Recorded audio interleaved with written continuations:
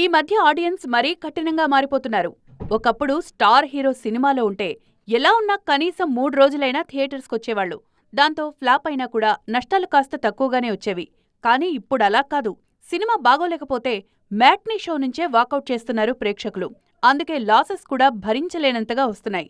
గత 2-3 ఏళ్లుగా కొన్ని సినిమాలు తీసుకొచ్చిన నష్టాలు వింటుంటే ఆ నిర్మాతలు, బయ్యర్లను చూసి పాపం అనడం తప్ప ఇంకేం చేయలేం. తాజాగా థగ్ లైఫ్నే తీసుకోండి. మణిరత్నం, కమల్ హాసన్ కాంబినేషన్లో వచ్చిన ఈ సినిమా రెండో రోజే థియేటర్స్లో కనపడలేదు. జనాలు లేక షోస్ క్యాన్సిల్ చేసుకోవాల్సిన పరిస్థితొచ్చింది. బయ్యర్లు నిండా మునిగిపోయారు. ఎందుకో తెలీదుగాని తమిళంలోనే ఇలాంటి కళాఖండాలు ఎక్కువగా వస్తున్నాయి. గతేడాది శంకర్, కమల్ కలయికలో వచ్చిన భారతీయుడు 2 గురించి ఎంత తక్కువగా మాట్లాడితే అంత మంచిదేమో. ఈ ఒక్క సినిమాతో శంకర్ కెరీర్ కూడా మునిగిపోయింది. అలాగే సూర్య, కంగువ, రజనీకాంత్ లాల్ సలాం సినిమాలు కూడా అంతే.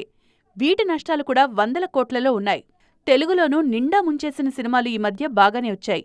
రామ్ చరణ్ గేమ్ చేంజర్ 100 కోట్లకు పైగా నష్టాలు తీసుకొచ్చింది.